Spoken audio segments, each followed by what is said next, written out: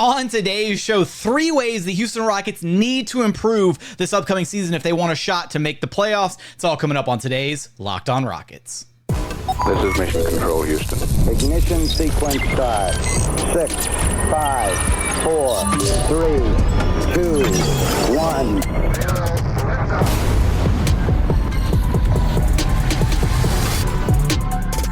What's up and welcome to another edition of Locked On Rockets, your daily podcast home for everything Houston Rockets basketball. As always, I'm your host, Jackson Gatlin, native Houstonian and credentialed media member. I'm also the host of Locked On NBA Mondays. Be sure to follow along wherever you listen to your podcasts or on YouTube. Just search Locked On Rockets, like, comment, subscribe, all that good stuff. Now, today's episode is brought to you by FanDuel. Now through September 22nd, all FanDuel customers can bet $5, just $5, and get a 3-week free trial of NFL Sunday Ticket from YouTube and YouTube TV. Visit FanDuel.com to get started.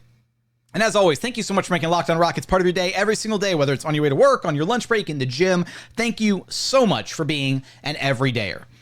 We're going to get super nerdy on today's episode. We're going to dive into some numbers concerning the Houston Rockets and ways that they should be able to, 3 ways that they should be able to improve, that they're going, not even should be able to, that they need to improve to be able to make it to the playoffs this upcoming season. But before we get into that, I want to acknowledge really quickly the really unfortunate news, the passing of Rockets legend Carroll Dawson, former coach, former executive with the team, was with the team for 27 years, was there for the back-to-back titles in the 90s, was notably the general manager at the time when he drafted Yao Ming, the Great Wall himself. He made the trade for Tracy McGrady. CD was the Rockets GM. That's who I grew up knowing as the Rockets GM until Daryl Morey inherited the reins from him. So thoughts go out to his family during this time.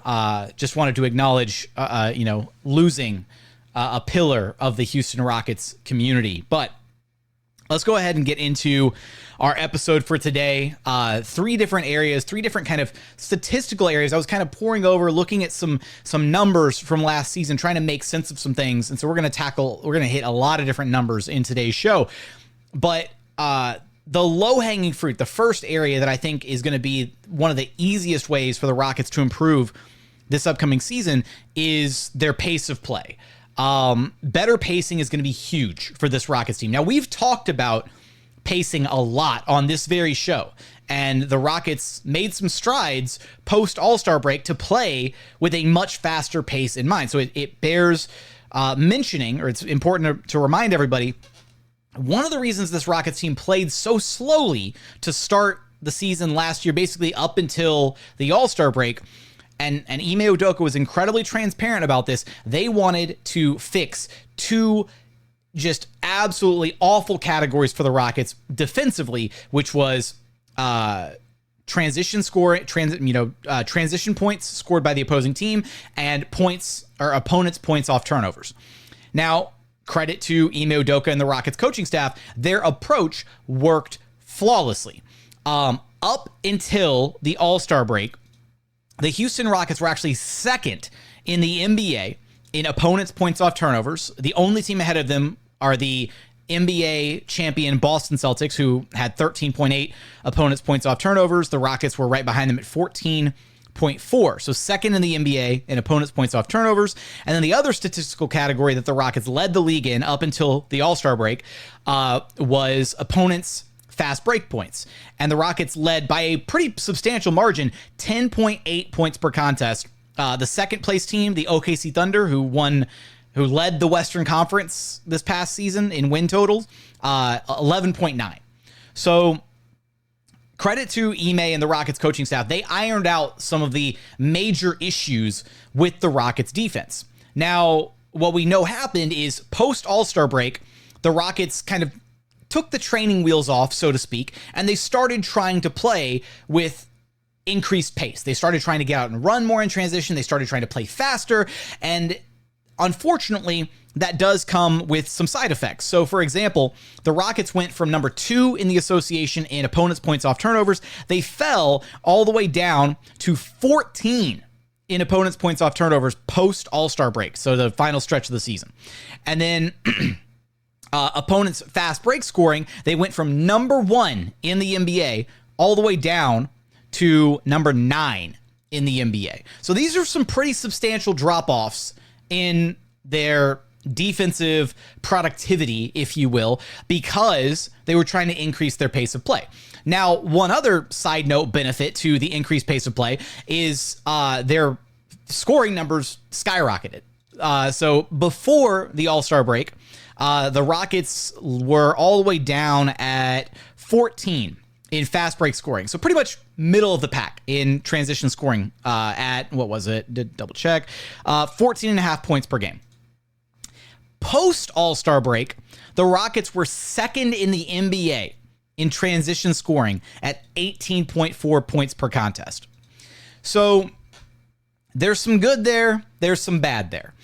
Obviously, when you start to increase the pace, you're going to be more prone to defensive lapses or guys not being back when they're supposed to be back defensively, or turning the ball over, sloppy plays, whatever. All these different kind of side effects of playing a faster brand of basketball. So the benefit, though, obviously, you play faster, you're going to get out in transition more, and that largely benefits a lot of guys on this Rockets roster. We've talked about it before, how important it's going to be for the Rockets to really embrace the athletes that they have on their roster. Jalen Green, Thompson, Cam Whitmore, Tari, Eason, making, hopefully his healthy, long-awaited return.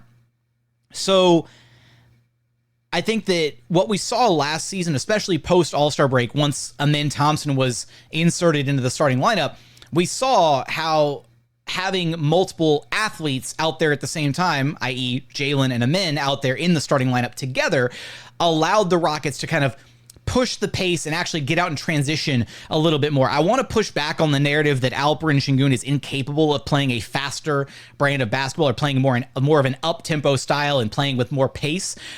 We saw the Rockets already playing with more pace post All-Star break before Alperen Sengun got hurt. But what I will say is that by having Thompson out there with Jalen, it gave Jalen another weapon, right? It gave him another player who could really run with him in transition, because you look up and down the Rockets starting lineup, Fred VanVleet's not going to be the guy to run with Jalen in transition.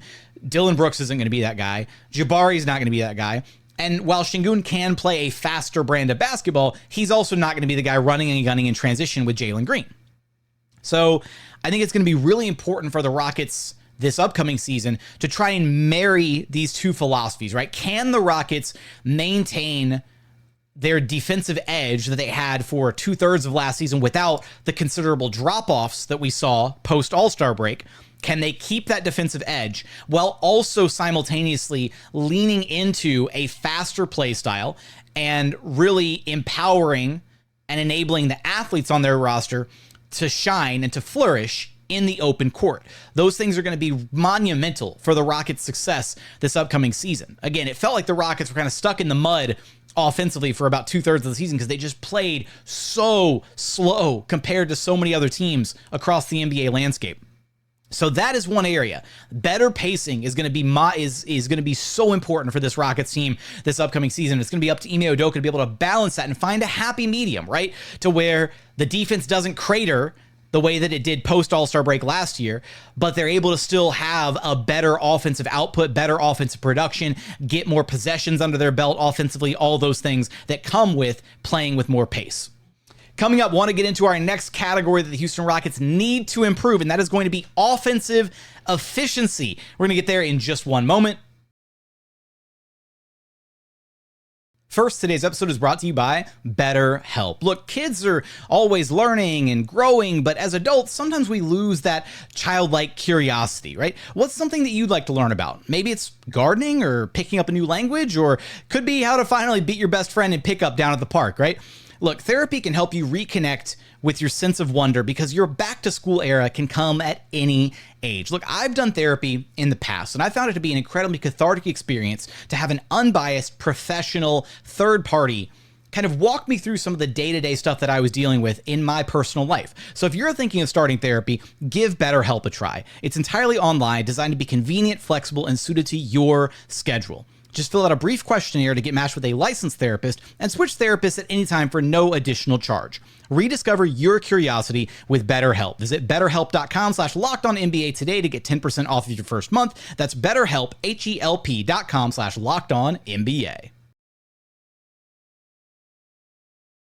And continuing on here at Locked On Rockets, your daily podcast, home for everything Houston Rockets basketball. All right, let's talk a little bit about the Houston Rockets offensive efficiency this past season. Now, I will say this kind of goes hand in hand with talking about the pace of play from segment one, but it's important. I want to take a really close look at some of the shooting woes that the Rockets dealt with this past season. And this, to me, of the three things we're going to be talking about in this episode, the pace in segment one, we're talking about shooting here in segment two, or offensive efficiency, because it's not just three-point shooting, but that's a large part of the equation.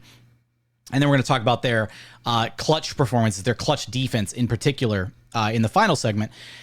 I think this is going to be the one that is going to be the hardest barrier, the hardest hurdle for them to jump, because it's going to involve or require a lot of internal growth and development. There's no ifs, ands, or buts about it. Like, guys just flat out have to be better shooters on the roster.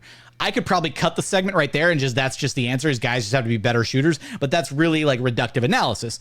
I want to get like further into it and get into some of the specifics why we dealt with some of the issue, or why they dealt with some of the issues that we saw last season. So let's just take a look. Up to the All-Star break, the Rockets were bottom third in the NBA in offensive efficiency. They clocked in at 23rd in the NBA with an offensive rating of 113.2.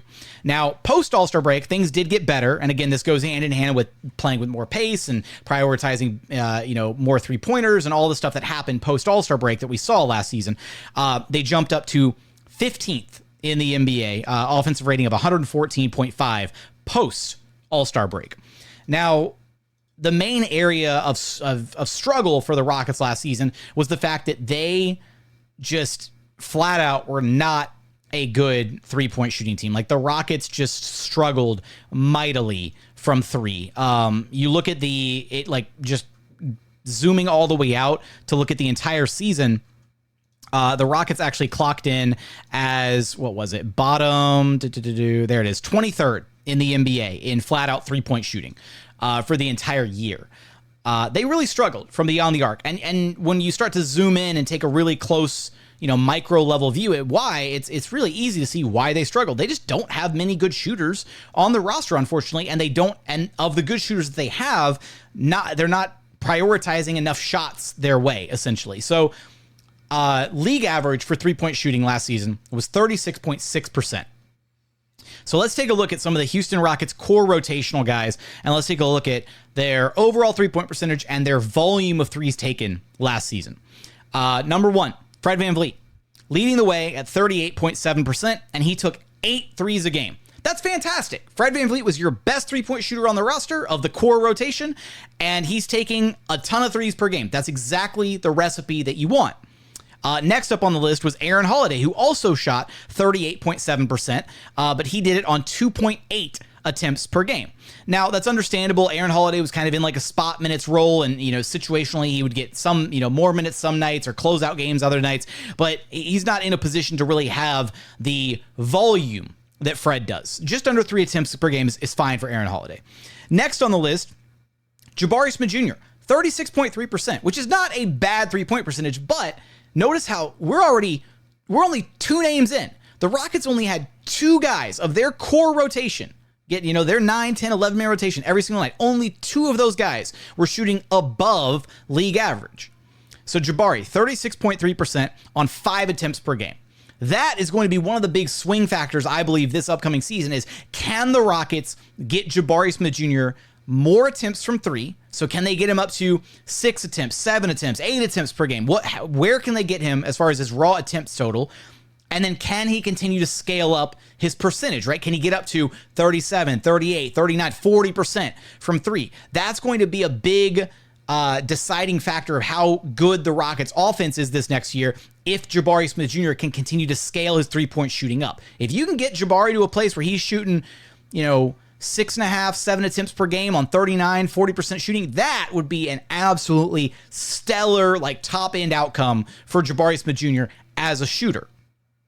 Next on the list, Tari Eason missed so much of the season. He was at 36%, but he missed a ton of the season. Still, below league average. Dillon Brooks, 35.9% on 5.1 attempts per game.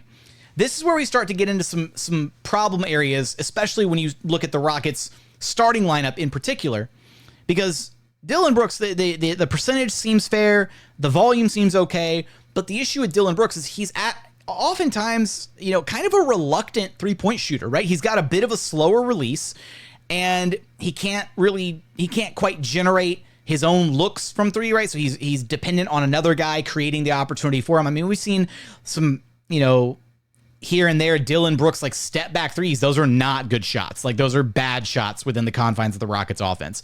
So Dillon Brooks can't really create his own looks from distance, and he's got a bit of a slower release point, and at times he was a bit of a reluctant shooter, and that led to some stickiness in the Rockets offense. So you've got Jabari at 5 attempts a game, Dillon Brooks at 5.1 attempts. Next up, Cam Whitmore, 35.9% as well on 4.7 attempts. I think that's great for Cam. It's hard to scale it up past that, especially in a very limited role off the bench. Fully expect Cam Whitmore to be, that offensive spark plug, kind of punch, elite play finisher off the bench for the Rockets this upcoming season.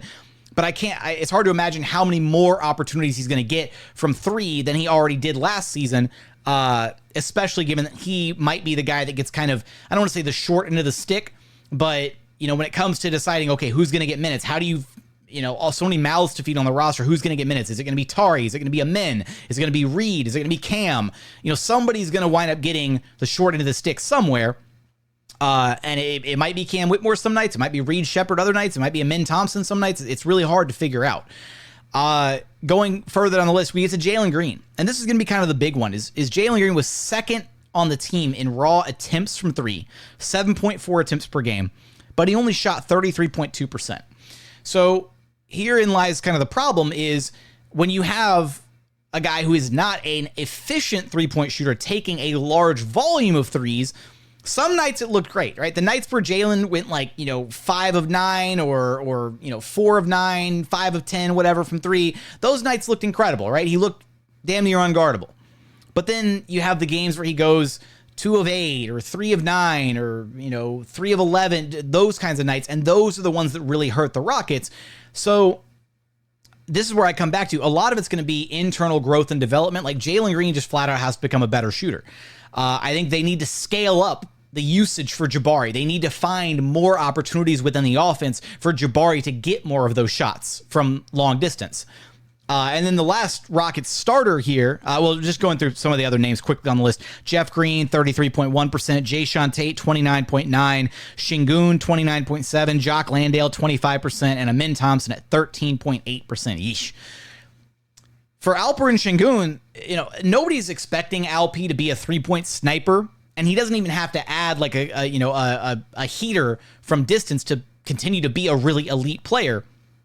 But I do think his lack of an outside shot hurt the Rockets a lot offensively last season, to the point where there were chunks of the season, there were games where bigs that were guarding Alp literally just didn't even bother walking out to the perimeter to check him because he wasn't even looking at the rim to consider shooting the basketball. Like his confidence was so hurt from three last season. Like he regressed from three.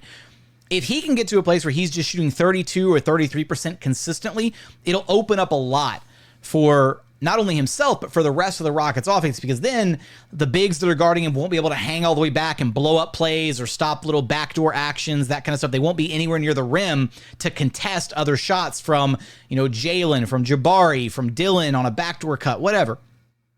So you start to paint kind of a holistic view of the Rockets starting lineup.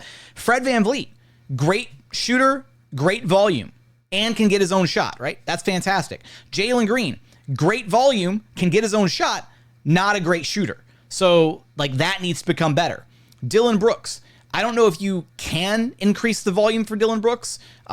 He at least had a really strong year from three, but again, I think there are certain limitations in his shot profile, in the way that he shoots, right? The slow release, the reluctance at times to shoot the basketball. And so I don't know if scaling him up is the right move.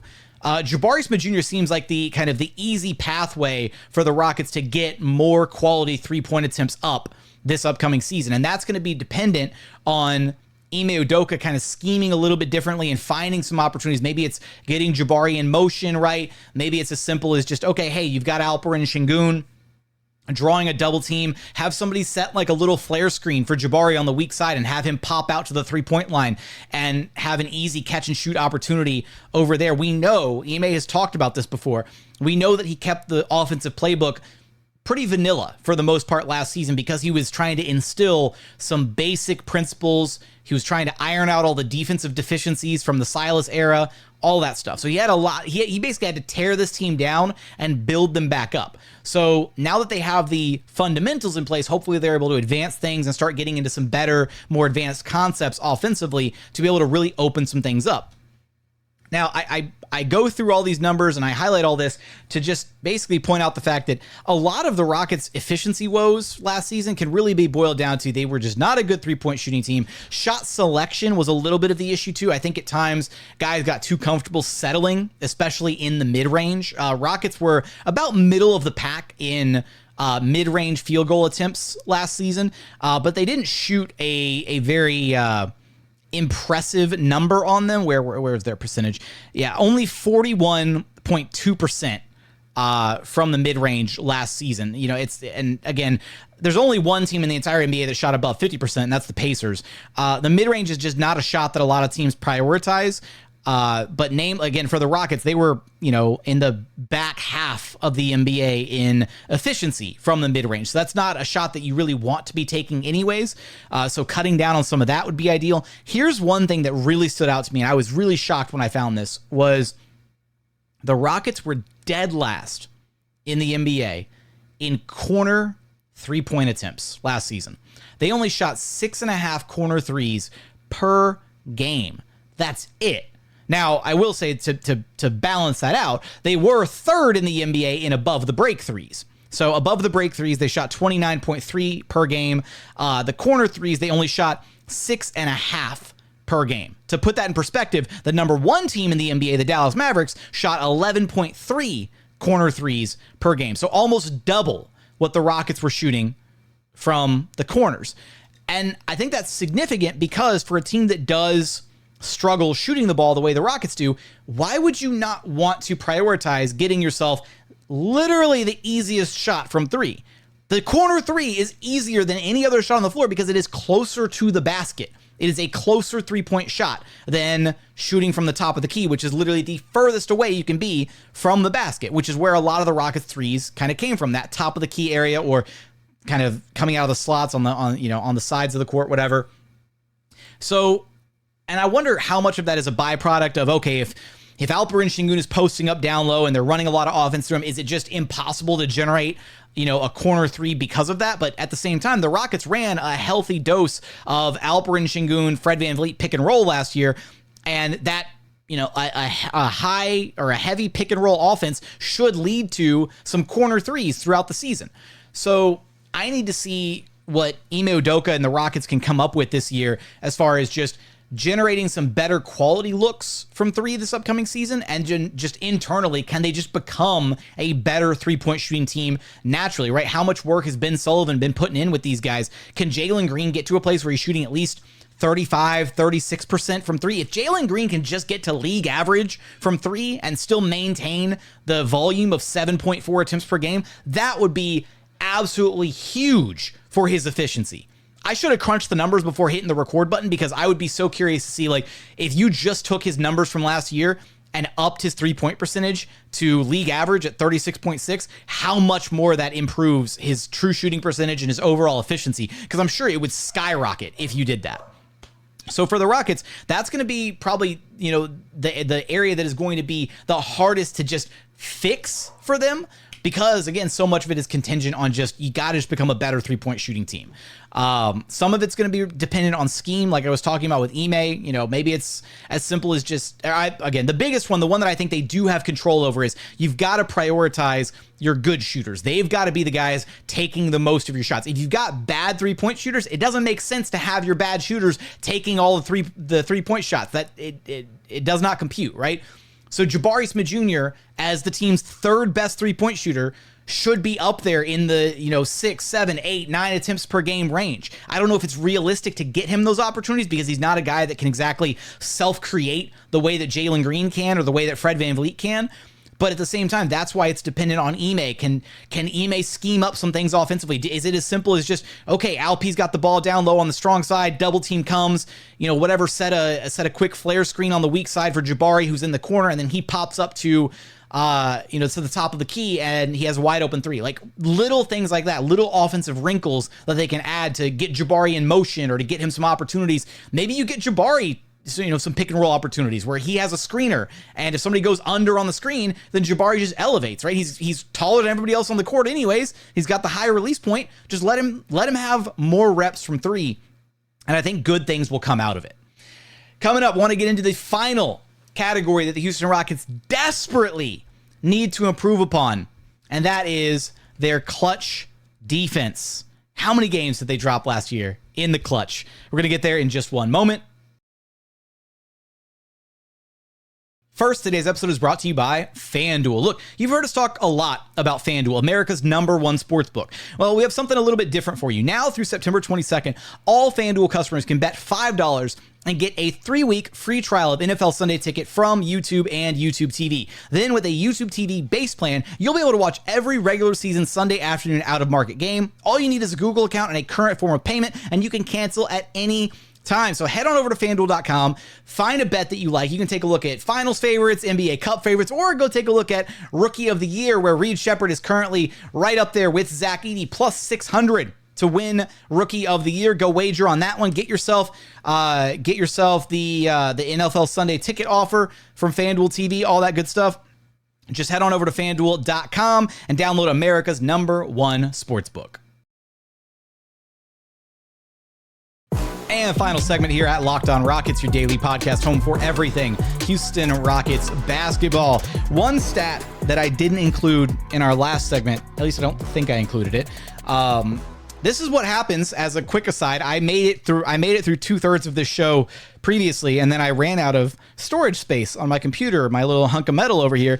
And the episode crapped out on me. And so I am re-recording this. So this is the first time I've done segment 3, but I've done segment 1 and 2 a couple times now. And whenever I do multiple segments or like have to re-record something, it kind of stuff gets blurry. And I'm like, did I say that one already? Or did I not say that line? So anyways, one thing to note offensively for the Rockets this past season, the Rockets went 1-9 when scoring 100 or fewer points last year. That's a 10-game sample size. That's not inconsequential numbers. Like, if the Rockets just flat out can't put the ball in the bucket, then they're not going to win games. Yes, their defense was incredible. Yes, they won some games because of their defense, and their defense made them a competitive team. They were in a lot of games last season strictly because of their defense, but they really struggled to close out certain games, and they really struggled to put points on the boards throughout various points last season because of so many of the offensive inefficiencies that they were dealing with. So, last thing that we're going to talk about here is the clutch time defense for the Rockets. And this one was a big one. And I remember looking at the stat at one point during the season and being shocked by it. But the Rockets last year, they were one of the NBA's best defensive teams. They were great. They did a great job defensively last year. And at the end of the day, like, you give a lot of credit to Ime Udoka for getting the Rockets to a place where they weren't a laughingstock anymore. And in fact, again, they were winning some games because of their defense. However, the Rockets struggled mightily in the clutch. So of the Rockets games last season, 40 of them qualified for clutch time minutes, which means a game that is within a 5-point margin either way within the final 5 minutes of the game. That's what quantifies as clutch time minutes in the NBA. The Rockets played 40 of those games last year. They went 17-23 in those games. They had a net rating of -9.1, and they were the third worst defense in the clutch last season in the entire NBA. The only two teams that were worse than the Rockets were the Washington Wizards and the Detroit Pistons. The Rockets had a defensive rating in the clutch of 121.5. That is going to be one of the biggest areas for them to improve this next season. The Rockets had last year 11 games that they lost by 5 points or less. Now, some of that you can point to and you can argue, sure, if, offensively, if they had been able to string together a couple extra buckets, or hell, you can even point to the Jabari Smith Jr. free throw line snafus and moments like that. Absolutely.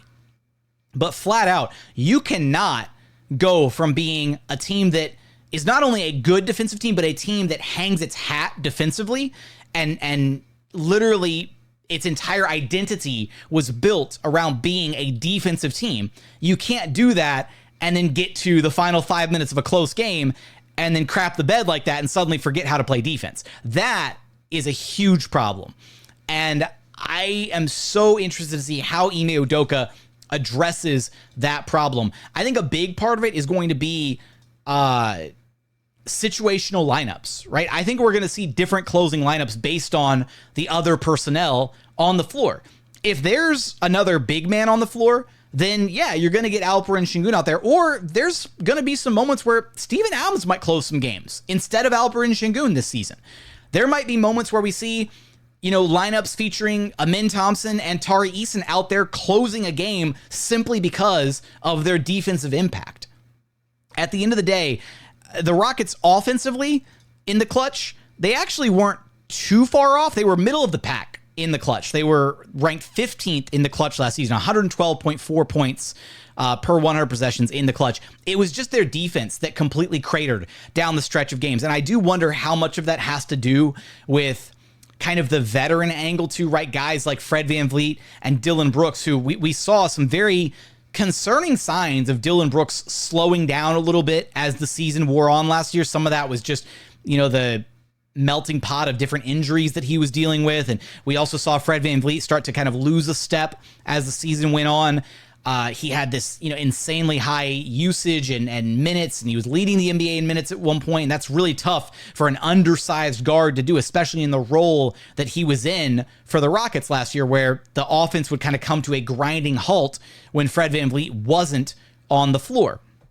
So hopefully by having, Reed Sheppard in the mix, and this probably could have gone into the offensive efficiency segment here, but I'm, just tying together a bunch of loose threads now. Having Fred VanVleet on the roster this year hopefully means that we don't see the massive drop-off from when Fred VanVleet goes to the bench, because, Reed Sheppard is kind of Fred VanVleet light at this point, or a poor man's Fred VanVleet, to where he should be able to replicate a lot of the things that Fred already does on the floor, albeit maybe not as competently as Fred does them. But the Rockets literally had no true backup point guard last year. So that's going to be one area that'll hopefully help kind of iron out some of the offensive efficiency. And then the other byproduct of that is if you don't have to run Fred VanVleet for 38, 37 minutes a night, hopefully he stays fresher for longer. He's not going to be as exhausted on defense at the end of games or throughout the course of a season, and he'll be able to really lock in at the end of games when you really need a stop or when you really need a tough bucket offensively. And that can help the Rockets, iron out some of these really disappointing close game losses. If I go back and look at the, here it is. Some of these losses, I'm going to take a look. God, so many of these were on the road. Oh my goodness. Rockets at Lakers, 1 point loss. Rockets against the Nets, 1 point loss. Rockets against Indiana, a 3 point loss. Rockets against Toronto, a 3 point loss. Rockets Utah, 3 point loss. Rockets Spurs, 4 point loss. That was the Jabari free throw incident at the beginning of the season. But yeah, their performance in the clutch has to get better. And again, it's a bit of a head scratcher that a team that was that good defensively throughout the year suddenly just lost it at the end of the game. And some of that, I think, is really going to be lineup dependent. And hopefully Ime Udoka is able to find, and push the right buttons at the right time to be able to keep the balance that is needed on the floor, right? Keep your, are you able to keep Jalen Green out there and surround him with defenders? Or are there going to be games where Jalen Green has to go sit on the bench in favor of having a better defensive lineup? Maybe it's something like you have, maybe the best defensive lineup that the Rockets can throw out there is Fred VanVleet, Dillon Brooks, Tari, Eason, Amin Thompson, and Jabari Smith Jr. at the 5 if you want like a switch everything lineup. Or like I said already, maybe there's lineups where Steven Adams has to be out there closing the game because he's just a better fit defensively, you know, in a certain matchup, and you don't necessarily need Alperen Sengun's offense more than you need a Steven Adams level defender for certain stretches of the game. We already saw it last season. Ime's not afraid to plug in the right guy, whether it's Jeff Green, whether it's Tari, whoever, Aaron Holiday. He will put in the best 5 players he thinks to win the game. It just so happened that the Rockets really didn't have that many different options to go to last year, whereas this upcoming season, the Rockets are going to have a lot more options to go to. And so if you're struggling, if you're not putting the numbers up there offensively you need to be putting up there, and there's a better defender waiting on the bench, then there's going to be plenty of games where certain guys who are starters on the roster might still find themselves at the, you know, on the bench in the closing minutes if it means that it's a better chance for the Rockets to win the game. So I'm very curious. I want to hear your thoughts about all these different categories, the ways that the Houston Rockets can and should improve this upcoming season if they want to hit 45 wins, if they want to hit 50 wins, if they want to make it to the postseason. How do you want to see the Rockets improve next season? Let me know in the YouTube comments. But as always, thank you so much for checking out the show. If you haven't done so yet, please consider subscribing wherever you listen to your podcast or on YouTube. Search Locked On Rockets, like, comment, subscribe, all that good stuff. But as always, thank you so much for watching. Thank you so much for listening. We look forward to having you back right here at Locked On Rockets, your daily podcast home for everything Houston Rockets basketball.